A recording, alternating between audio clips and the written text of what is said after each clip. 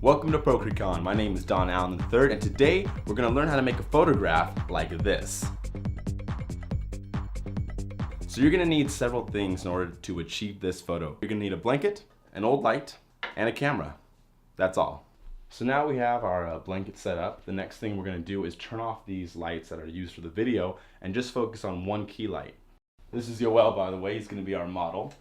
You're going to want to shoot a raw photograph because we're going to want to adjust a lot of the color settings, a lot of the grain, and a lot of the quality in post. So one thing to note for this effect is two photographs. The first one's a serious photograph, and the second one is a goofy close-up. Manual focus. And 3, 2, serious.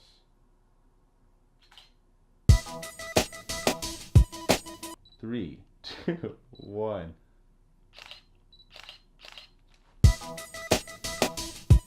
Now move into the post-production. We're going to be basically compiling two images to make them into one. I'm going to go ahead and navigate to the raw file, looking for 9507, and there it is. Go ahead, double click it, and it will open up into an editor for just raw files. Now the first thing we're going to want to do is increase the clarity. This is going to kind of sharpen the edges of the photograph, which kind of makes it look a little bit too crisp, which is what we want to do. We kind of want to over-process this image.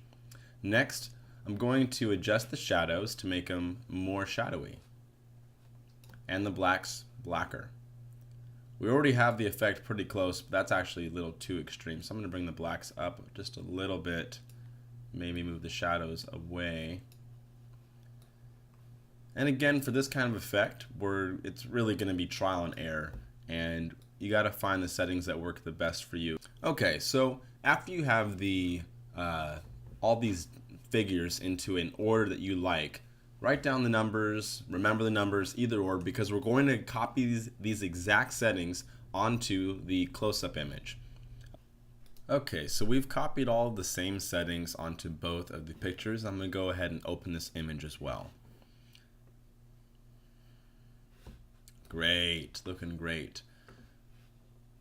So now you have your two images processed and ready to go. And what I'm going to do is I'm going to drag this off of the point here in Photoshop, and I'm going to grab just this layer and move it onto the layer of the serious photograph. So as you see, we have two layers here, and if I turn the eyeglass on and off, you can see the two layers. First thing you want to do is unlock all your layers, and you have all these layers here, and you're going to create a new layer underneath everything, and you're going to go to your image options, go to canvas size, and increase the width to something like, let's say 18, and the height to something like 25. Now this is a huge image now, but this is going to work just fine for our purposes. Now on the bottom layer, you're going to fill this with black. I'm going to zoom out a little bit first and just grab a rectangle shape. Make sure the fill is set to black. Drag from outside of the frame to the bottom of the frame, and now we have a black background. I'm then going to move this photograph to the upper portion where I want the face to be later on, and I'm going to move this one to the part where I want it to be as well. Now this effect is super easy to achieve. We're going to make duplicates in case we make any mistakes by selecting them and holding Command J. And I'm going to hide the bottom two, they're just backups. For this first one, I'm going to take the eraser tool and make sure it's a big soft brush, something like a size of not 4,000, that's too much. And again, this will vary based on how large your photographs are, but something around 1,000 is going to work really well for me. And you're going to erase all the parts that should be in the shadow. And you're going to see it, your picture is just going to start coming to life. I'm going to go ahead and erase underneath his chin. Looking good. Okay. Great. You're going to also do the same thing for the background layer.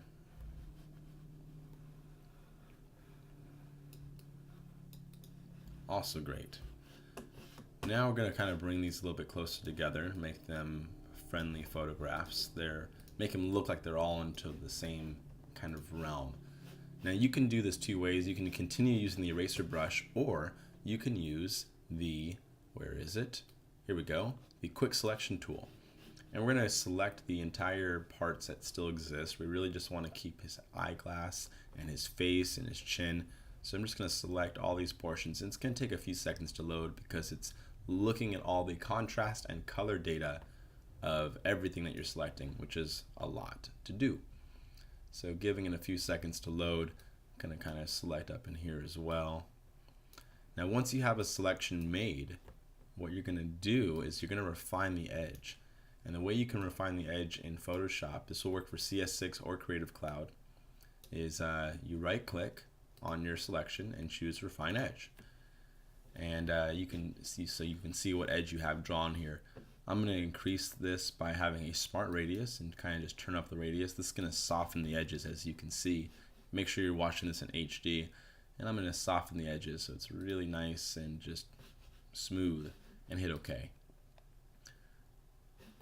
Now with that selected, I'm going to hit Command J, and it's basically going to copy the selection I just made. And I'm going to hide the layer beneath it. And now we get this hard edge that preserves his look. We're going to zoom into his eyeglass though, because there is a little issue here. And you can either use the quick selection tool to quickly kind of grab the colors and erase it. Oops, excuse me. I'm just going to use an eraser. To make the eraser smaller, you can hit the bracket key, which I'm pressing right now, and just kind of erase through here, because we do not need this around the edges like that. Cool. Okay, I'm going to zoom back out to the fit screen. We're going to do the same thing for the background photograph. So I'm going to grab the quick selection tool like before and just go around all the edges that I want to keep. Make sure we get his ear, his face, and his really awesome sweatshirt. We're going to right click again and do Refine Edge, and we're going to turn on the smart radius and increase it just a little bit. With that selected, you're going to go ahead and hit Command J, and that's going to cut out the selection that you just made, and it's looking really good. We're going to take it now and kind of just erase the edges that we do not need. We're going to brighten this whole layer up a bit, so I'm going to create a new adjustment layer by clicking this icon here and selecting something like a brightness contrast. And I'm going to increase the overall brightness of this image and the overall contrast. You're going to move this up and back until you get something that you like. Great.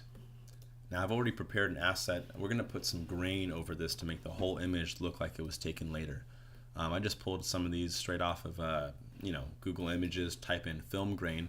I'm going to drag both of in. We got a JPEG. Let me expand it up to be way too big. Hit OK.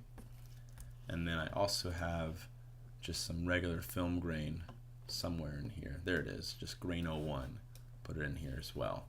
Rotate it around and expand it. Looking good. Okay. With the this first one selected, I'm going to go to its transfer modes and turn it to screen. And then I'm going to drop the opacity just a little bit. And what this one is essentially film grain that kind of makes the image look like it's been burned a little bit processed, which is really helpful for giving it that dated look. Next, I'm going to turn on this grain. As you see, we have no transfer mode applied to it, so it's just grain.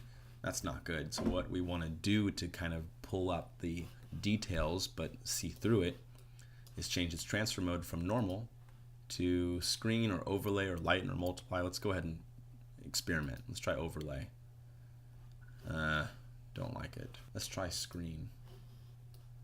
So let's use it and just drop the opacity a lot. That looks pretty good to me. Yeah. Okay. Yeah, this looks great. But I'm going to go ahead and say this photograph is done. I'm pretty happy with the way it looks. I'm just going to make a square version of it so that he can use it for Instagram. Perfect.